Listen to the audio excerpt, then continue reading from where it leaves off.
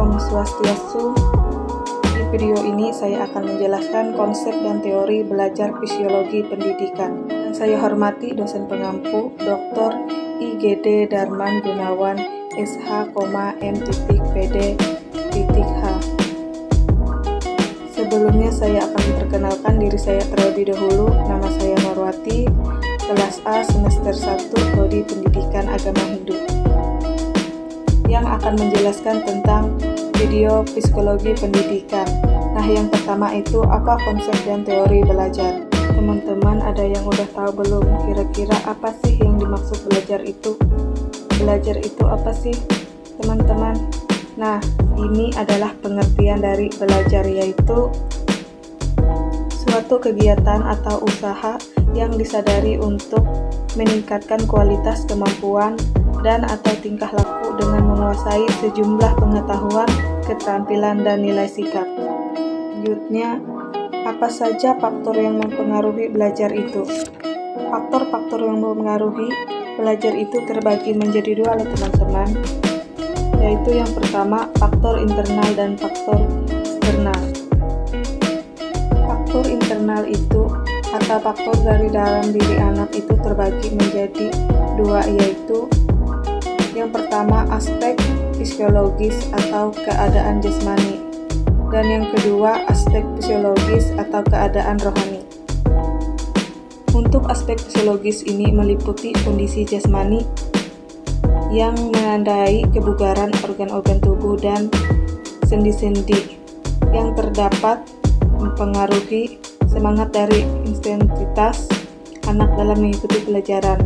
Kondisi organ khusus sama anak seperti tingkat kesehatan indera pendengar dan indera penglihatan sangat mempengaruhi kemampuan siswa dalam menerapkan informasi dan pengetahuan yang disajikan oleh guru. Yang kedua ini ada aspek fisiologis atau aspek yang bersifat rohani. Aspek ini terbagi menjadi 5, yaitu yang pertama kecerdasan atau inteligensi, yang kedua motivasi, yang ketiga minat, yang keempat bakat, dan yang kelima sikap. Yang kedua ini ada faktor internal dari luar diri anak. Faktor internal ini terbagi menjadi 2, yaitu yang pertama ada faktor lingkungan sosial dan yang kedua faktor lingkungan non-sosial. Nah, faktor dari lingkungan sosial ini terbagi menjadi 3. Yang pertama ada lingkungan keluarga, yang kedua lingkungan sekolah, dan yang ketiga lingkungan masyarakat. Next, yang kedua itu ada faktor lingkungan non-sosial. Faktor lingkungan non-sosial terbagi menjadi 3 loh teman-teman. Yang pertama lingkungan alamiah, yang kedua faktor instrumental, dan yang ketiga faktor materi pelajaran. Next, apa itu proses dan fase belajar? Proses itu tahapan perubahan perilaku kognitif, afektif, dan psikomotorik yang terjadi dalam diri anak, dan perubahan tersebut bersifat positif yang menuju ke perubahan anak. Selanjutnya ada fase proses dalam belajar. Menurut Jerome S. Brunner, yang pertama fase informasi atau tahap penerimaan materi. Yang kedua fase transformasi atau perubahan materi dalam materi. Dan yang ketiga fase evaluasi atau penilaian penguasaan materi. Fase proses pelajaran menurut Whiting di tahun 1981 ada yang pertama acquisition atau tahap peroleh atau penerimaan informasi, yang kedua extract atau tahap penerimaan informasi, dan yang ketiga retrieval atau tahap mendapatkan kembali informasi.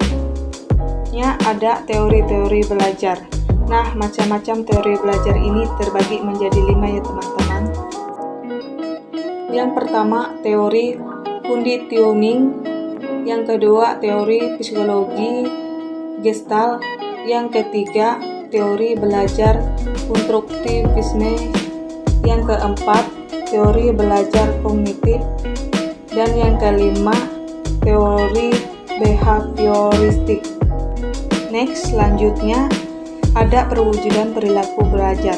Nah, dalam perwujudan perilaku belajar ini terbagi menjadi 8. Yang pertama, kebiasaan. Yang kedua, keterampilan.